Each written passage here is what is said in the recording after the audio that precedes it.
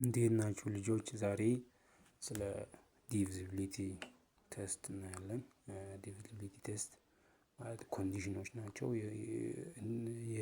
የሆነ ቁጥር ተሰጥቶን ያ ቁጥር በሌላ ቁጥር ዲቪዚብል ይሁን መካፈል ይችላል ወይስ አይደለም አይችልም የሚለውን ለማወቅ የምንጠቀማቸው ኮንዲሽኖች ልንላቸው እንችላለን ማለት ነው። እና እነዚያን ኮንዲሽኖች እናያለን ዛሬ። ስለዛ ስለ ዲቪዚቢሊቲ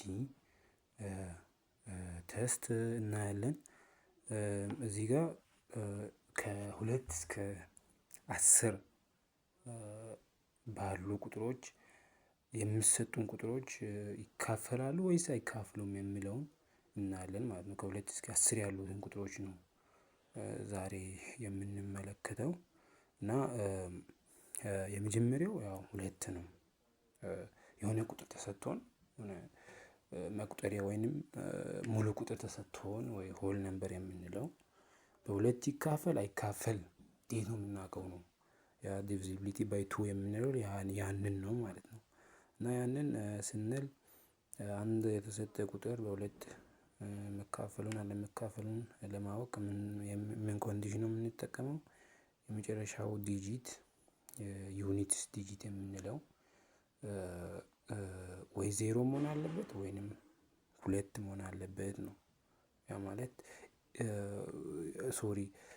ሳይሆን ከ0 እስከ 0 2 4 6 8 መሆን አለበት። ያ ማለት የመጨረሻው ዲጂት ኢቭን መሆን አለበት ነው። የዩኒትስ ዲጂት የምንለው የአንድ ቤት ኢቭን መሆን አለበት። እዚህ ጋር ለምሳሌ 450 በሁለት ይካፈላል። ምክንያቱም የመጨረሻው ዲጂት በዜሮ ስለሚያልቅ 0 ደግሞ ኢቭን እንደሆነ እናውቃለን ማለት ነው። ሌላውንም መውሰድ እንችላለን። ለምሳሌ 29332 በሁለት ይካፈላል። ምክንያቱም የመጨረሻው ዲጂት ወይንም የአንድ ቤት በሁለት ይካፈላል ወይንም ኢቭን ነው። በዚህ ምክንያት 29332 በሁለት ይካፈላል። ሌላ ከዚህ ውጪ ያሉትን ኤግዛምፕል ለምሳሌ 11ን ብንወስድ 11 አሁን በሁለት አይካፈልም። ምክንያቱም የመጨረሻው ዲጂት አንድ ስለሆነ አንድ ደግሞ ኢቭን አይደለም ማለት ነው። ኢቭን አይደለም። ስለዚህ የግድ አንድ ቁጥር በሁለት የተሰጠን ቁጥር በሁለት መካፈል የሚችለው የመጨረሻው ዲጂት 0 2 4 6 8 ሲሆን ብቻ ነው ወይንም ኢቭን ሲሆን ነው። እሺ ስለ ዲቪዚቢሊቲ ባይ 2 ይሄን ካልን ወደ ዲቪዚቢሊቲ ባይ 3 እንገባለን። ዲቪዚቢሊቲ ባይ 3 ምን ኮንዲሽን ነው የምንጠቀመው? ዲቪዚቢሊቲ ነምበር ኢዝ ዲቪዚብል ባይ 3 ኢፍ ዘ ሳም ኦፍ ኢትስ ዲጂትስ ኢዝ ዲቪዚብል ባይ 3 ይላል። ያ ማለት ምንድን ነው? የሆነ ቁጥር ይሰጠናል። ከዛ ያ ቁጥር ከተሰጠን በኋላ በሶስት ይካፈል አይካፈል እንዴት ነው የምናውቀው ስንል ዲጂቶቹን እንደምራቸዋለን ማለት ነው።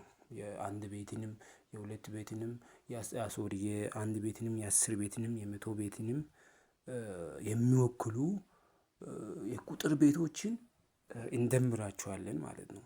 ቀጥታ ስንደምር ያ ደምረን የምናገኘው ውጤት ለሶስት የሚካፈል ከሆነ ያ ቁጥር በሶስት ይካፈላል ነው።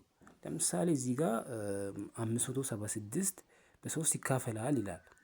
ምክንያቱም አምስትን 7ን 6ን 3ን አንድ ላይ ስንደምር 18 እናመጣለን ነው። 18 ደግሞ በሶስት ይካፈላል። ስለዚህ የቁጥር ቤቶቹ ድምር በሶስት ስለሚካፈል ያ የተሰጠን ቁጥር በሶስት ይካፈላል ነው። ይሄ በጣም ጥሩ ነው። ሌላውን ኤግዛምፕል ለምሳሌ 425 እዚህ ጋር በሶስት አይካፈልም ይላል። ለምንድነው? ቢኮዝ ዘ ሳም ኦፍ ዘ ዲጂትስ ኢዝ ኖት ዲቪዚብል ባይ 3 ያ ማለት አራትን ከሁለት ጋር ከአምስት ጋር ስንደምር 11 እናገኛለን እና 11 ደግሞ በሶስት እንደማይካፈል እናውቃለን ነው። እሺ በጣም ጥሩ። ወደ አራት እሺ እንግባ። አራትም ምንድን ነው?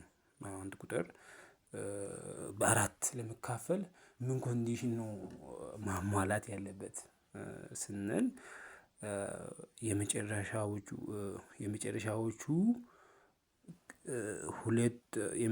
ከመጨረሻዎቹ ሁለት ዲጂቶች የሚፈጠር ቁጥር በአራት መካፈል መቻል አለበት ነው።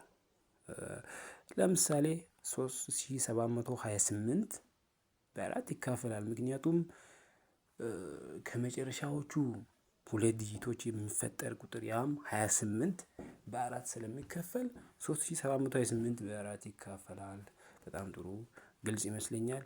573ም ደግሞ በተቃራኒው አይካፈልም በአራት ምክንያቱም ከመጨረሻዎቹ ሁለቱ ዲጂቶች የፈጠርነው ቁጥር ያም 73 በአራት አይካፈልም። በአራት ስለማይካፈል 573 በአራት አይካፈልም። በጣም ጥሩ ነው። ምንድነው if a number is divisible by 4 then the number formed by the last two digits is divisible by 4 or the converse is also true። ያ ማለት if the number formed by the last two digits is divisible by 4 then the whole number or the given number is divisible by 4። በጣም ጥሩ ነው። እሺ አሁን ወደ አምስት እንግባ። አምስት በጣም ቀላል ነው። በእርግጥ ሌሎቹም ብዙም አይከብዱም። ይሄ አምስት እንደው በጣም ቀላል ነው። እንዴት ነው? አንድ ቁጥር በአምስት ለመካፈል number is divisible by 5 if the digit at the units place is 0 or 5። በጣም ጥሩ። የሆነ ቁጥር ተሰጥቶን ያ ቁጥር በአምስት እንደሚካፈል ወይ እንደማይካፈል ለማወቅ የመጨረሻው ዲጂት 0 ወይንም 5 መሆኑ ቼክ ማድረግ አለብን ነው። ያ ማለት ከነዚህ ቁጥሮች ከነዚህ ዲጂቶች ያ የአንድ ቤት ከዜሮ ወይንም ከአምስት የሚለይብን ከሆነ እንደማይካፈል እናውቃለን ማለት ነው። ለምሳሌ እስቲ 50 እንውሰድ። እንዲሁ በጣም ቀላል ኤግዛምፕል ነው። 50 በአምስት ይካፈላል ምክንያቱም የመጨረሻው ዲጂት 0 ነው። ራሱ 55ም ይካፈላል በአምስት ምክንያቱም የመጨረሻው ዲጂት ቫልዩ 5 ነው። በጣም ቀላል ነው። ብዙም አይከብድም። አይ ቲንክ ብዙም ማብራራት የሚጠበቅብኝ አይመስለኝም። የሆነ ቁጥር ቢሰጠን ያ ቁጥር በአምስት ይካፈል አይካፈል ማወቅ የምንችለው የመጨረሻው ዲጂት ወይ 0 ሲሆን ወይ 5 ሲሆን ነው። በጣም ጥሩ። ያን ካን ወደ 6 ዲቪዚቢሊቲ ባይ 6 ወደዛ ስናልፍ a number is divisible by 6 if and only if it is divisible by 2 and 3። በጣም ጥሩ። here there are two conditions to be satisfied for the given number to be divisible by 6. those two conditions are the first is it has to be divisible by 2. What is the second condition? The second condition is it has also to be divisible by 3. Well, that means a number is divisible by 6 if only it is even and the sum of its digits is divisible by 3. Yeah. Or we can say a number is divisible by 6 if the last digit is 0, 2, 4, 8 and the sum of its digits is